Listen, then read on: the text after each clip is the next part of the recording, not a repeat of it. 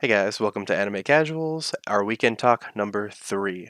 So, to start off this video, I actually wanted to have a little thank you for our subscribers. We're going to be doing this from now on in the beginning of our weekend talks. So, I'm going to go ahead and say thank you to Zanny XZY, A Person.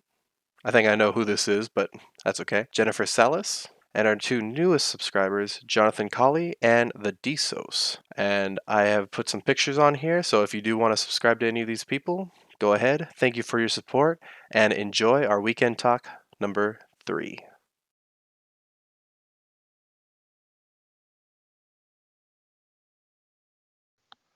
What's happening, everybody? Welcome back to Anime Casuals. I am Lucky. And Michael. I'm Johnny.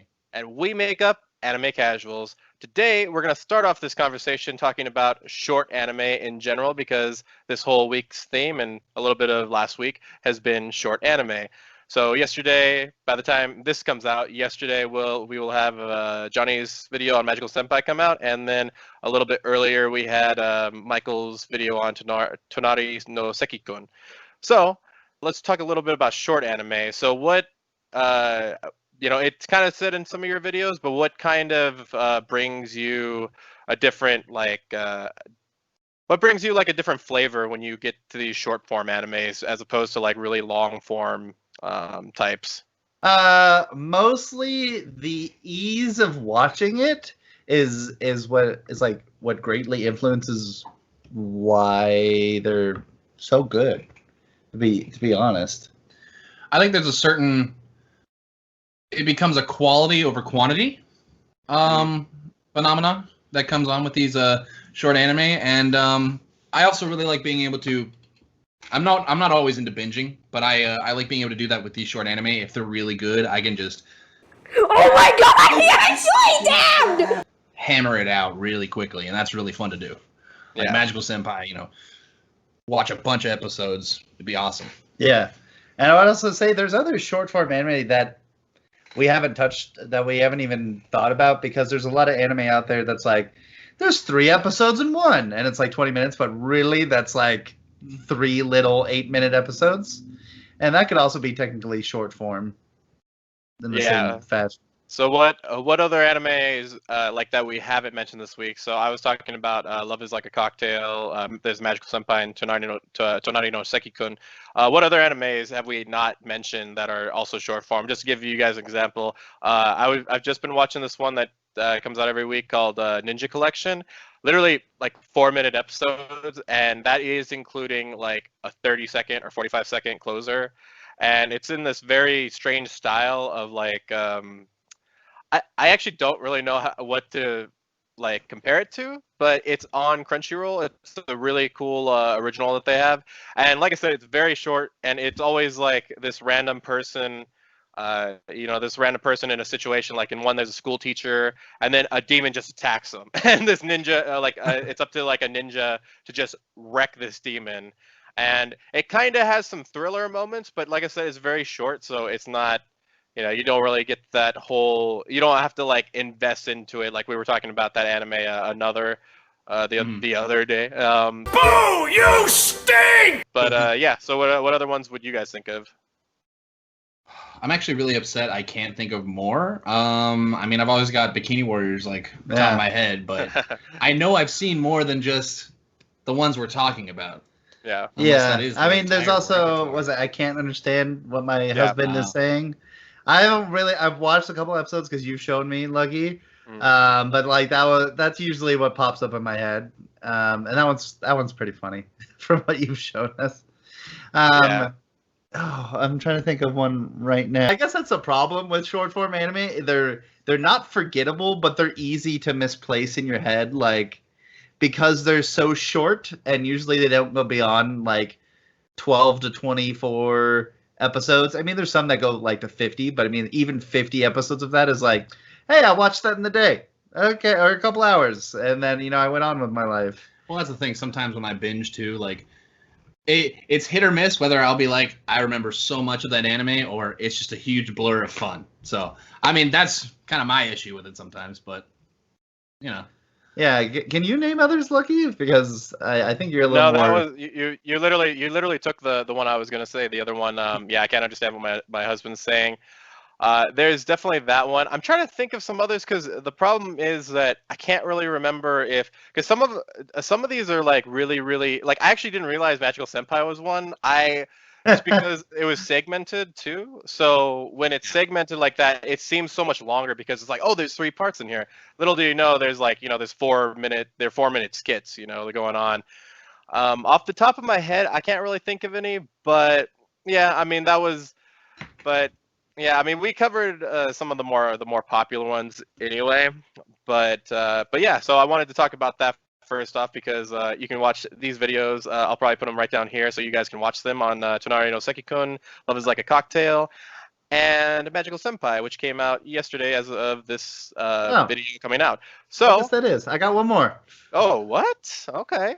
Real-time fact check. Yeah, I was fact checking myself, so I didn't get it wrong. I was like, was this one Space Patrol Luluko? Oh, yeah. Every episode's about 8 minutes, and it also is a trigger anime. So if you're looking for one that's like a little bit more mainstream, it's like most of them. They get real random at times because they're so short. But that one's beautiful because it's got little call outs to Kill la Kill. It's got little call outs to there's like one other anime in there that it calls out to, like other things of the Triggerverse. And so it's really fun if you want to just watch another trigger anime that's literally really hard to understand what's going on, but like then you're like, I guess it's all about the heart. And then it ends. And then you're like, yeah. And then some ridiculous crap happens the next episode, and you forget all about that. Yeah, and her mom's a pirate, so whatever. It's always close. Yeah. So yeah, let's go ahead and transition to talking about what we've been watching this week, and I'll go and throw it over to you guys because I know you guys have been or at least you, Johnny, have been watching one called Dorohedoro. Is that what it's called? Dorohedoro, yes. Yeah. And say that 10 times fast. Go. I'm not going to do that. I already tried off camera. I was going to see who just tried it. Yeah, I know. Yeah, then you sound like you're chanting something. Rise, But yeah, what got you guys into it? I think you've been watching it too, Michael, right? I literally have not watched anything. So I've watched the first like 3 episodes and I dropped off because one day I was like, Johnny, watch this, and then we watched it and we were like, this is really fucking weird. Yeah. But it was really enjoyable. And then Johnny how did you get back into it? So like I don't know why, but for some reason like recently on Netflix it keeps popping up. Fate was like, hey, have you seen Dorohedoro? So I don't know, and then I just decided to dive into it. It was interestingly animated, and the fight scenes were pretty cool. So I had kind of an already inclination of why I should watch it. But the first like couple episodes I watching them again really vibed with me. It was super random and trippy and so much going on, and there's so much detail in this anime. It's actually really cool just to watch. Just look at the background sometime and just see everything that's going on because there's a lot going on and it's really cool that way. But yeah, I started following it because it was so out of this world. I mean, it's got magic, it's got, I don't know, crazy sci-fi, and also this element of just creepiness. And at the same time, that's all wrapped in a little package of just light humor. Yeah. So it's just a really fun anime. I don't know. It's hard to even describe, but I recommend it. It's fun. Nice.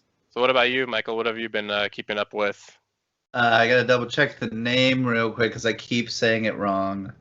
There it is. Hiru no Sora, which and I was talking with both of you a little bit about this. I was surprised because it's still going on.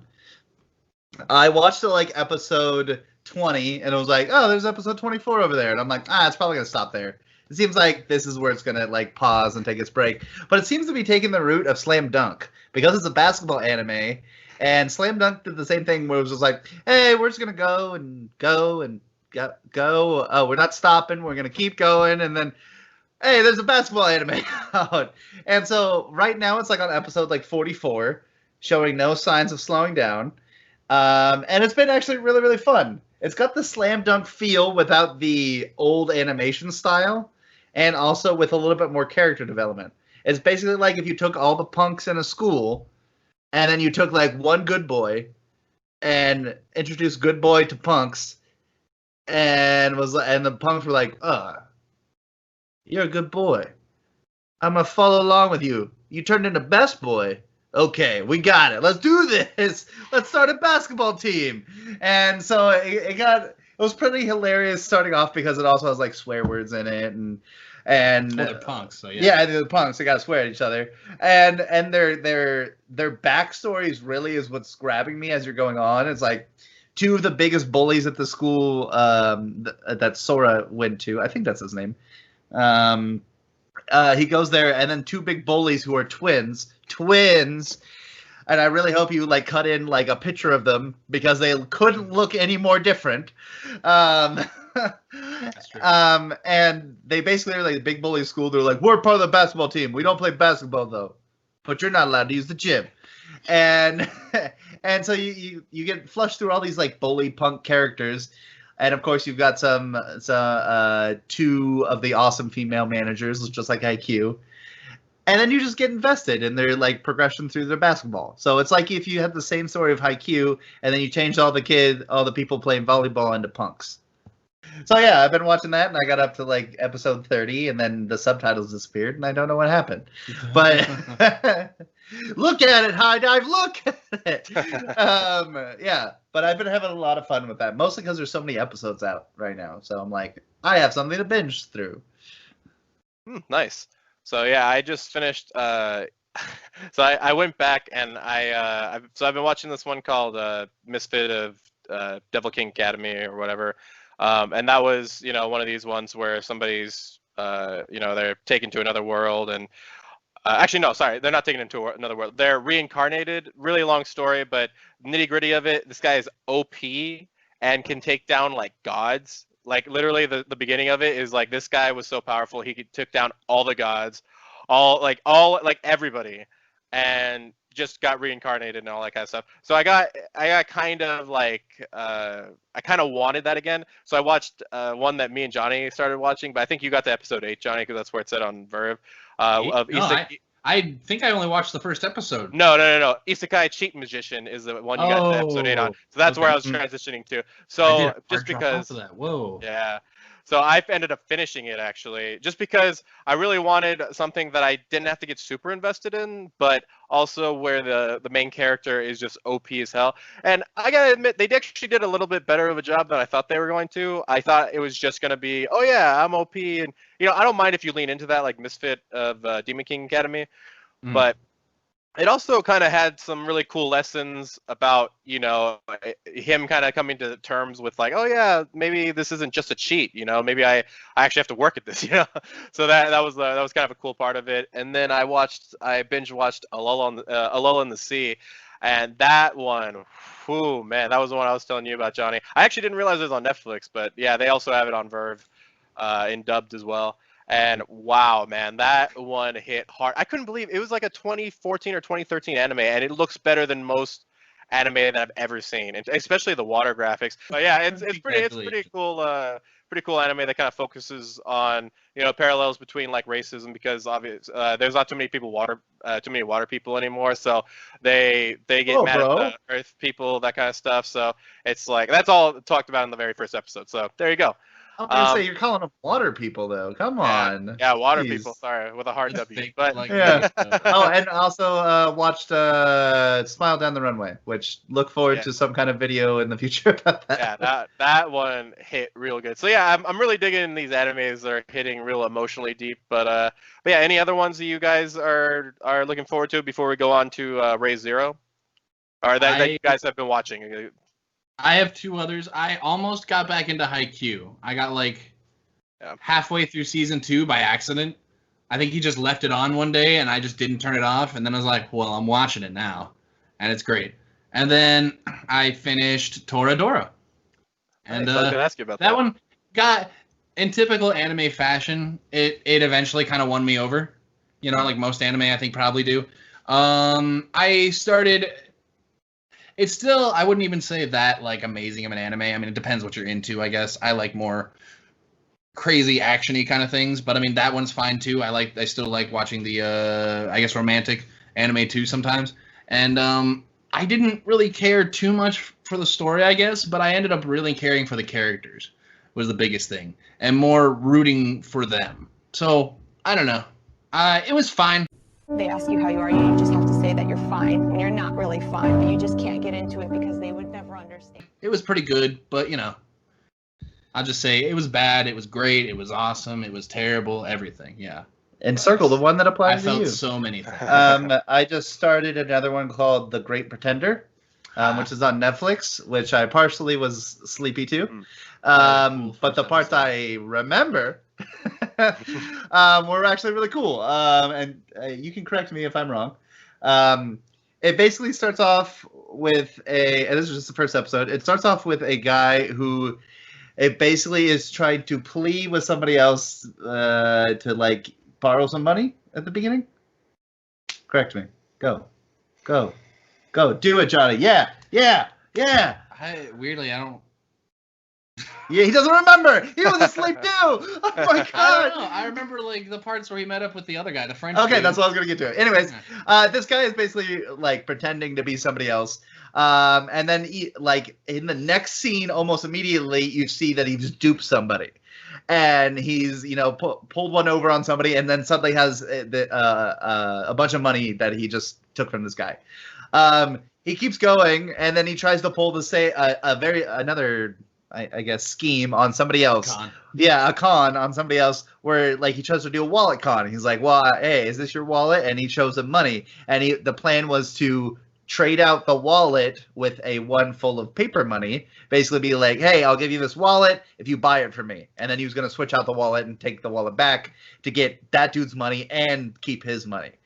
And over the course of like 30 seconds, like they do the trade-off, and then the guy he just met pulls his wallet from behind his back and then just walks away and does a switcheroo before he's even ready. That cool like heist stuff. Yeah, it feels like a heist anime almost. Yeah. Heist anime. Ocean's 11. Already it seems like it's going to have a cool setup for the end and have a lot of cool cons throughout it, which I'm always a big fan of heists in the first place, of watching them heist movies. I really like Leverage, the TV show. So I'm looking forward to a heist anime because I don't think I've seen one in a really long time. So Cool. Cross our fingers for Great Pretender. Oh, there you go. The Great Pretender. Watch it on Netflix now. So that's actually a great transition into what I wanted to talk about next. So we have not a super great transition, but it is a transition. So because I saw that on Geekhook, the Great Pretender. I'd heard about it, so I didn't realize it was already out. I didn't realize that was the name. But another last 24 hours. Yeah. So yeah, he was talking about like summer anime, that kind of thing. But yeah, let's go back to our weekly anime that we usually talk about, which would be Raise Zero. We'll start off with that. That was some crazy stuff. This is going to contain spoiler talk for any of you guys who have not watched. I think it's like episode 4 or 5. But if you're watching it fresh this week, then you'll know which episode we're talking about. But yeah, this season has just not let up in terms of.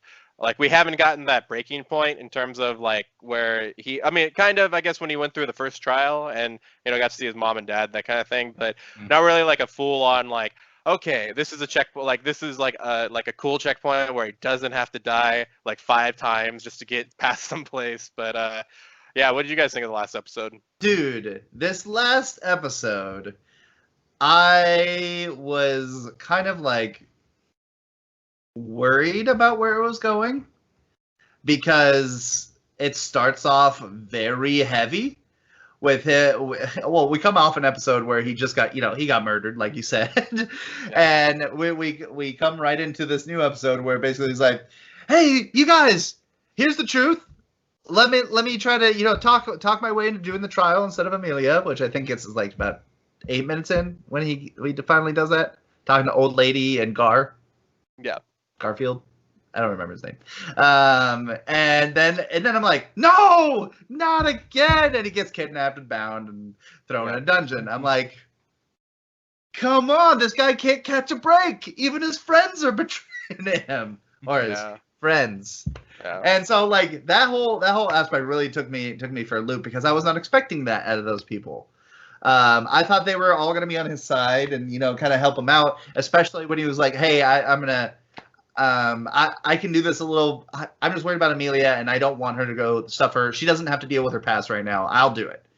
And then it was like, "Whoa, why are they betraying him so hard? Like this is ridiculous." Yeah. Yeah, I don't know. Like, what were you feeling during that part of the episode? I mean, that part Because the end of the episode's really good. was definitely kind of, that's the bigger part I'm thinking about right now. I mean, that whole bit with Beatrice, I'm like, I don't really know Yeah. what to think about that. That was too Yeah. crazy. Yeah. I mean,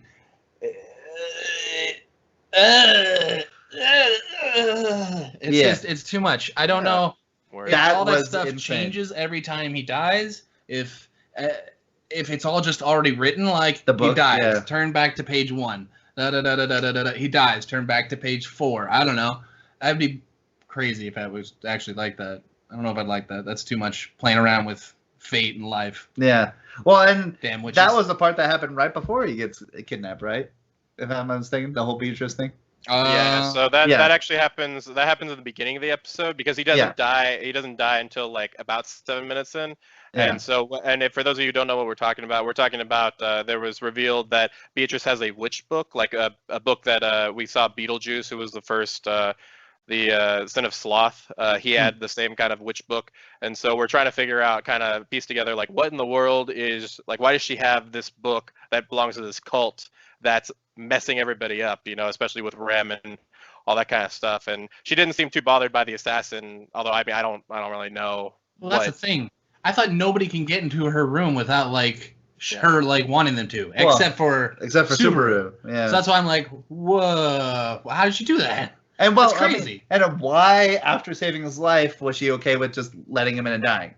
Like that whole thing. She's like, "Well, was it a book?" I'm like, quick theory is that possibly her book is from the Witch of Jealousy, which is the one that I'm pretty sure infected Subaru with the Undying. Yeah. And that would be interesting if the book changed along with his life, because if he's in the book, obviously he's important. So that might be a correlation between the two, is like, hey, I gotta help you because my master told me to help you. But because it now says you died in the book, it's okay because you're just gonna get, like, she doesn't know, but he's just gonna get reset anyway, so it doesn't matter if he dies. So the book could just be listing out his potential future of where it's gonna end up every time. Sure. Yeah. Well, before we move on, we got to talk about Otto, or Otto, whatever you The want to call green him. guy. Yeah, I was not I was not expecting him to come in that clutch. I was expecting him maybe to get wrecked by Garf and just Garf, like, that's what it is. yeah, like just, well, I mean Garfield, that's his full name anyway. But yeah, it threw me off so hard when he just came in and saved him and all that kind of stuff. I was like, bro, this is my dude right here, bro, killing it. Oh man. Yeah, that was like a very heartfelt moment, definitely, because it was like, he has a friend. Yes, another one. Another one. Another one.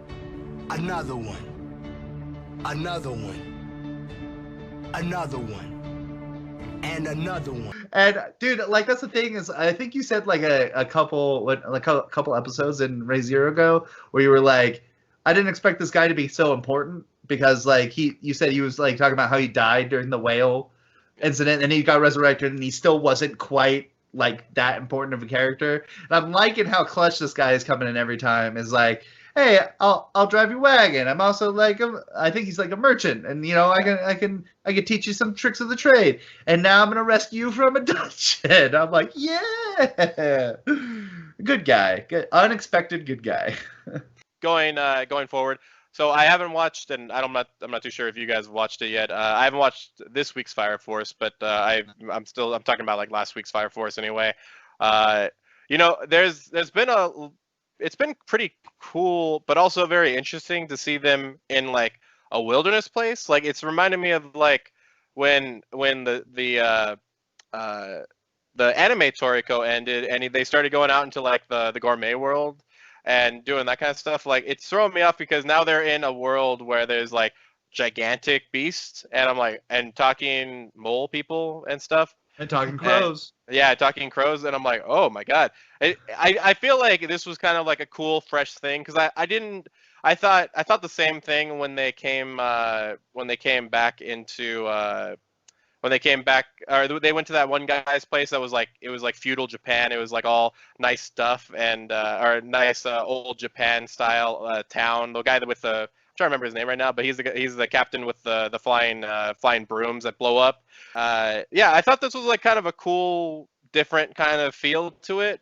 But yeah, I mean, now it's just super going into a totally different direction. That yeah, it's pretty cool. So, what did you guys think of the last episode we watched?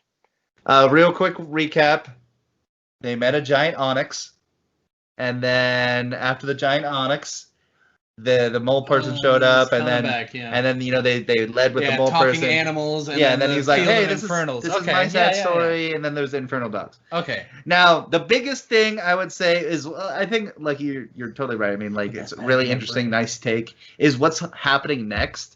Quick theory moment. Woo! You know how they've been talking about pillars the whole time, right? Yeah.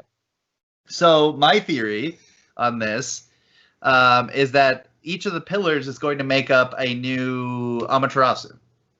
So that's what they're trying to gather them together to make a new Amaterasu, because it was weirdly poignant that when they got up to the Amaterasu in the middle of that foresty area, that they were like, "Hey, what's this? Oh, it's a pillar. How many of them are? Oh, there's 6 of them. Oh, that seems an odd correlation there. But it also makes sense if like they're trying to make an even bigger Amaterasu with even more power to trigger another great fire. So I mean, like, later generation. I'm looking forward to be wrong, but I also want to be right because that'd be really cool story point. I don't know where it's gonna go. I don't even know. I've been really kind of looking at it from a what's the word I want? Long-term, broader perspective, and I don't know if we can expect to get another season or 2 out of Fire Force. If it's gonna be 3 seasons, if they're gonna wrap it up real quick or something. Johnny, if Black Clover could do it, Fire Force could do it. If they can just keep going, even though you think it's gonna end, they can do it. Well, Lato. Lato. And I'm more actually. I'm interested in seeing more landscapes and different kind of. I'll just call them hellscapes. I mean, that field of infernals was a sight. That's pretty gnarly to look at. You know, they just don't do anything about them. Just leave them. Just terrible walking, flaming corpses. Immortal corpses. Just. They don't die unless you kill them. Awful. Don't go down there. So, I'm just excited to see where it's going to go, really. Dude, those people have probably been there. Well, I mean, how long ago did they say the Great Fire was? I'm not too sure. Yeah, I feel like it was either thousands or at least something hundreds of years. But it was a while back. But it actually, I guess that Great Collapse actually split the continents up a little bit more. So yeah, it was a while back. Damn, those Infernals have been there for that long. Yeah. And especially because, I mean, we've seen already, like, they have a little bit of consciousness. So you're right. That's a hellscape. Mm-hmm. Yeah, it's pretty rough. But yeah, going ahead with some other things. So now we kind of go into One Piece territory.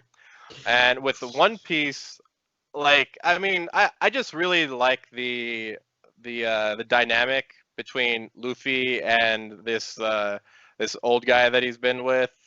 Dude, he is awesome. I really do. And also I like that Wano has his own, like, he has to learn it from Wano, because I like that he has to become like, there's different ways that people use haki, because it reminds me a little bit of like the different ways that people use martial arts. Because I was just watching, for those of you that don't know what Lithwei is, it's a version of Muay Thai.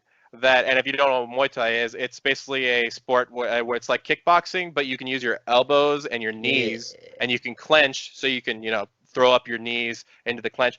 And Lithwei, it's all of that, except you have no gloves, and it's, just the hand wrappings, and you can use headbutts.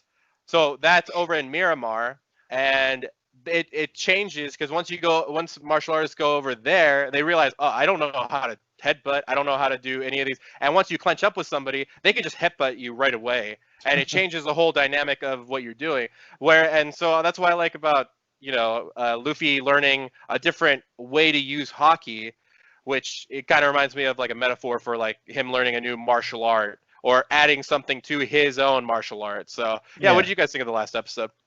I mean, I'm glad he's finally learning it. And I mean, I don't think it was the last episode, but just because I'm thinking about it, I'm glad that we also got to see him use that hockey that lets him see the future and dodge stuff. Yeah. I mean, good God, finally. Like, I was really worried he didn't pick up anything from that fight, 100 episodes ago. No, it's just like Luffy. It's got 50 episodes later. He's like, "Oh right, that thing I already did." Wait a minute, I already knew that. Whatever, I'm not gonna show it. Yeah, but yeah, it's gonna be interesting to see how he's gonna be able to use that, especially being rubber. I mean, I'm wondering if he's gonna be able to expand that other than just his fist. I mean, I know he's trying to. What he's doing is actually pretty crazy, but I don't know. Like, because if he has a whatever they call it, what Doflamingo had, like an awakening, and so I'm like, that'll be really interesting. He can just punch anything. I don't know. That's too much and too broad. If we take that thought and we just expand it, dude, he's got a rubber arm, and then it just starts bouncing off of everything. He punches everything, all the things. They're all punched. Oh yeah. Just, I don't know. It should be good, and I'm excited to see him learn it. And I also want to see who this dude in the prison cell is. Yeah. I mean, we know who he is. I just don't remember what he is. Did they show? He so basically no they you know what, I'd have to look it up, but it's a special Japanese creature like of lore that has like a duck bill. I'll put it down here, but it's supposed to be it's very common in Japanese folklore. So I feel like I know like kind of what he looks like, but it has like a duck bill and has a human form. And I didn't know he was going to be like a penguin, so okay, that's close. It looks a little bit like one, but yeah, I think we've seen shots of him. Okay, I was going to say I vaguely remember, but I just don't. I can't be like he was a duck. Yeah, but okay. The whole new hockey for Luffy is pretty cool. I like it because it's still showing the evolution of hockey, and that they were like, "Hey, we're not just making it up right now. Just remember when he was training? I mean, it wasn't the same animation, but it's what happened." And so I'm like, okay. I don't know about that. I mean, that's a stretch. That could easily be like, oh no, we had that the whole time. Swear, Scout's honor, cross my heart. I'm gonna be jumping in the manga again, at least to where we are. I'm gonna see if the manga, if the drawing of it changes, because if it doesn't change, then it's like, okay, well, it was the same thing. Do you mean the drawing in the flashback? No, the manga, both. Well, because I know you mean the manga, but I just didn't know if you meant like the manga versus when he first does it. No, I'm not gonna go that far. I'm gonna go read what we've watched already to see if that changes, and it probably does. Mm-hmm. But obviously, it's black and white for the manga, so you can't add red to it. So I'm wondering how much different it looks now. Which also, it's been said that the creator of One Piece sometimes leaves things out. But I'm like, I think he's just building, and he's just like, it's gonna be the most epic thing by the end, and I'm really happy for it. I'll put this picture. I'll put this picture for everybody else to see. But if you can see this, Johnny, it's called a kappa. Back it up. And, kappa. Yeah, okay. Yeah, I was gonna say he's a turtle thing. Yeah, that's basically what a kappa is. But yeah, they had mentioned that he is a kappa. We haven't seen his face. They've shown little dark spots of him, and they showed him swimming pretty fast. So. But yeah, so, just to leave off real quick, is there anything else you guys wanted to talk about? Because today, I finally got my episode, gentlemen. I've been watching Rent-A-Girlfriend for like 7 or 8 episodes so far, and oh my god, it's finally paying off. I just tweeted about it a little while ago. Finally got my payoff. Okay, so my boy hasn't become a man yet, but and for those of you guys that don't know what Rent-A-Girlfriend is, it's exactly what it sounds like. It's a guy, he just breaks up with his girlfriend, and he gets so down that he looks up on his phone, he sees this website for like rental girlfriends, and it's exactly what it sounds like. He rents a girlfriend to go out on a date with them, and yeah, so hilarity ensues, and then he ends up actually being stuck having to do this because he has to lie to his family. Anyway, in the most recent episode, spoilers for this episode, there's a new girl and you find out in this episode, you know, that she's also a rental girlfriend, and then all of a sudden, it has this shift where she actually falls for the main character, and I was like, okay, this is stupid. Why would you fall for this? They do not explain it until the very end, and they make a new closer for it. And in the closer, it shows exactly why she fell in love with them. And I was like, oh my god, that's such a great reason. I had to watch the closer so like 2 or 3 times to get like the whole thing. I was just like, oh my god, this is crazy. They just explained this whole plot point in a closer, and it totally worked. So yeah, it's a cool anime, and it's finally starting to pay off. I'm just like, whew, man. So what other ones have you? Anything else you guys want to talk about? I think that's it. I mean, That's been most of my docket. Yeah, I haven't I watched mean- Food Wars or anything yet, so Yeah. talk about Food Wars next time. What? Oh, I remembered. It's just because I'm gonna talk about every episode. But freaking Digimon, man. Dude, they finally threw in Where Garurumon. Yeah. Oh, nice. Yeah. That's it. That's it. I was just excited for Garurumon because he's way cooler than the other two. And dude, Lucky, I know you're eventually gonna get through it at some point. But it's really funny because instead of like the old Digimon where like they have to do something real difficult to get that next evolution. It's like they still gotta do the same thing, but it's like every episode. It's like every episode they're like, okay, we're going through Ultimate. We're going through Champions. We're going through Ultimate. Okay, what are we gonna do next? Like it was like the preview was always like, next time, Lilymon. And I'm like, cool. It's just keep rolling them out. yeah, it's definitely not 52 episodes. Yeah. It's Cliff Yeah. Notes version of Digimon. I'm fine with that. Me too, man. So you can look forward to on Wednesday. Johnny's going to be talking about censorship in anime, and I don't know what the next video after that's going to be. But after that is going to be our next week podcast type show. But I hope you guys enjoyed this episode of what do we call this? Weekend Talks. I remembered, and look forward to the next one, guys. But always remember, keep it casual.